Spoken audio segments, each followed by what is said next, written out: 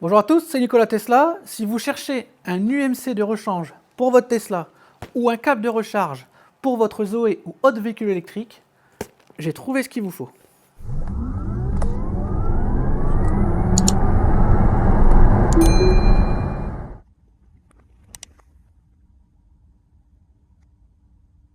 Donc j'ai été contacté par la société Vevor, je vous mets en lien ici leur site, qui m'a proposé de vous présenter un UMC, un chargeur mobile en quelque sorte, de 8,6 mètres. Donc ça, j'ai trouvé ça intéressant parce que souvent les câbles sont un peu plus courts, font 5-6 mètres. Là, 8,6 mètres, ça commence à être intéressant. C'est un câble charge lente, 3,7 kWh, mais qui a aussi la capacité de pouvoir gérer la puissance de charge. Et ça, c'est super intéressant. Alors, pas forcément pour nos Tesla, puisque nous, nos voitures, on peut le faire directement à partir de l'application ou de la voiture en elle-même, mais pour les autres véhicules, il y en a énormément, notamment pour notre Zoé, où on ne peut pas régler la puissance, sachant que la Zoé charge en plus très très fort. Donc par exemple, quand on était cet été en vacances en Espagne, avec la Tesla, j'ai eu aucun souci, parce que j'ai pu baisser l'ampérage au niveau du chargement, sinon ça aurait sauté tout le temps, on n'aurait jamais pu charger. Si j'avais eu la Zoé, j'aurais été coincé. Grâce à ce câble, on a la solution. Donc on a à l'intérieur le manuel, manuel d'installation, garantie, etc. Ça, bon, c'est pas très important, mais il faut quand même le garder. On a un support mural, si vous voulez l'installer au mur, afin de pouvoir le poser, un petit peu comme faisait le chargeur Tesla. Donc ça, c'est plutôt super sympa, d'où les chevilles qui sont ici. Et enfin, on a l'UMC en lui-même, le chargeur mobile, qui se présente comme ça. Il est assez design, un peu rectangulaire, un design un peu à la mode avec le Cybertruck en ce moment. Donc il est plutôt sympa. Donc je vais vous déballer ça. Donc c'est bien emballé.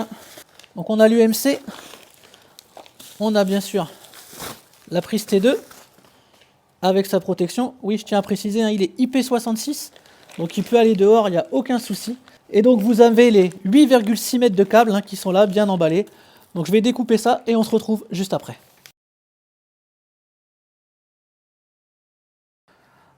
Comme dirait mon ami Pascal, franchement c'est Authentica Qualita. Et voilà. Donc ça c'est spécial dédicace pour ceux qui ont passé la soirée au Gigatelier avec nous. Je lui avais promis que je le ferais dans une vidéo, c'était un petit gage. Bah voilà Pascal, c'est fait maintenant. On retrouve aux choses sérieuses. Donc voilà, j'ai déballé, non sans mal, je dois vous le dire, le câble de son emballage plastique. Donc 8,6 mètres, ça fait long, il n'y a pas de souci, ça fait long. Par contre, il faudra quand même que l'UMC soit assez proche de la prise en elle-même, parce que pour le coup, la longueur de câble entre la prise et l'UMC est pas hyper longue. Mais bon, le but du jeu, c'est surtout après, où on a besoin de longueur. Donc on va tester, on va brancher. Alors d'abord, on va le faire sur la Tesla pour voir comment ça fonctionne. Et après, on testera avec la Zoé, parce que là, ça sera super intéressant de voir comment on peut réguler la charge. On se retrouve tout de suite, une fois que c'est branché. Alors, avant toute chose, il faut installer une application. Vous avez le QR code dans la notice. Une fois l'application installée, vous avez créé votre compte, il va scanner les appareils en Bluetooth, il trouve votre chargeur. Et une fois que vous êtes sur votre chargeur, vous avez une application super sympa. Donc en fait, il faut démarrer la charge à partir de l'application Tesla. Mais à partir de celle-ci, maintenant, vous pouvez couper la charge. Vous pouvez faire une charge différée en disant je la diffère pour dans 4 ou 5 heures. Ça marche très très bien. Vous pouvez aller dans les settings et changer l'ampérage de la charge. Donc c'est ça qui va nous intéresser pour la Zoé. Donc franchement, et vous avez combien on a consommé de puissance, etc. Donc ça c'est super sympa. On va pouvoir voir combien on a tiré. Donc ça c'est vraiment bien. C'est vraiment bien. Donc on a le voltage, comme ça vous avez aussi les informations sur votre réseau domestique. Donc là vous dites, moi ça marche vraiment très bien. Donc je tire 3,6, j'ai 230 volts, donc ça marche vraiment nickel. Donc ça marche impeccablement sur la Tesla, mais ça on s'en doutait. Avec toujours, regardez le câble, ça fait une sacrée longueur, et il n'est pas tendu, donc on peut aller vraiment très très loin. Mais maintenant, moi, ce qui m'intéresse vraiment, c'est d'essayer sur la Zoé. On va maintenant brancher la Zoé. Donc j'arrête la charge de la Tesla, vous avez entendu, ça a arrêté, je reçois mon message comme quoi la recharge est arrêtée. Donc ça, c'est vraiment impeccable. On est parti sur la Zoé. Petite chose super intéressante, j'avais dans un premier temps branché mon chargeur sur une prise qui n'avait pas le connecteur pour la terre, Et bien j'avais un message hein, comme quoi il y avait une erreur sur la Terre. J'ai changé de prise et là ça fonctionne tout de suite. L'avantage c'est que vous pouvez avoir donc les infos directement avec votre application. On retourne sur la Zoé donc. Donc on a ouvert la trappe de charge.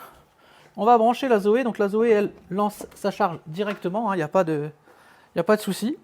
Donc on va voir comment se comporte l'application. Donc je swipe to charge, mais ça en fait j'ai pas besoin de le faire, ça va le faire tout seul. Ça va lancer la charge. On a l'information hein, que la charge vient de se lancer. On est bien à 16 ampères. Donc le petit logo au-dessus en fait ne correspond pas tout à fait après vérification au niveau de charge de la voiture. Peut-être qu'il y a un temps d'analyse, je ne sais pas, parce que là la voiture est qu'à 44%. Donc là c'est pas vraiment le diagramme. Mais moi ce qui m'intéresse surtout c'est que bon là je charge à 16 ampères parce que mon réseau il n'y a pas de souci, il tient la route. Donc là moi ce que je voudrais c'est pouvoir lancer une charge à un ampérage beaucoup plus faible. Comme je vous dis, afin d'éviter les surchauffes, les prises où on n'est pas sûr, etc. Donc moi, quand je vais dans les domiciles que je ne connais pas, en général, je me mets à 8 ampères. Donc là, je fais le réglage à 8 ampères. Donc je suis là, je suis bien à 8 ampères. Donc, j'ai débranché ma prise, j'ai bien mis à 8 ampères. On va voir si la charge se lance et si elle va bien à 8 ampères. On lance la charge. On entend, on voit que le Z2 clignote. C'est le temps que ça communique. La charge vient de démarrer. Et je vais bien monter. Vous regardez sur l'écran. Je suis à 7,4, donc c'est normal, hein, c'est un petit peu la marge. Donc je suis bien resté, je suis bien bridé à 8 ampères. Donc ça c'est super, parce que ça veut dire que ce câble, je vais pouvoir l'utiliser partout. Donc voilà, hein, franchement, ce petit câble est très pratique. Malgré tout, un ou deux petits défauts. Alors il y a deux versions. Il y a une version avec un écran, une version sans écran. Moi j'ai reçu la version sans écran. La version avec écran, apparemment, on peut directement changer l'ampérage avec les boutons. Avec celle-ci aussi, mais j'ai pas vraiment réussi à le faire, je vous avoue. L'application est très bien faite, juste que par exemple pour la Zoé, il ne faut pas oublier qu'à chaque fois qu'on change un ampérage, il faut enlever le câble pour réinitialiser la charge, sinon ça ne fonctionne pas. Mais dans tous les cas, on a un long câble, on peut le laisser dans le coffre, on a un UMC avec nous, et on sait surtout que c'est un UMC qui va pouvoir adapter l'ampérage, et ça c'est super pratique, pour un prix vraiment hyper intéressant, hein, vous avez le lien en description. Donc je vous dis à tous, à très bientôt pour d'autres vidéos et d'autres tutos et d'autres tests de matos sur la chaîne Nikola Tesla. Bye bye.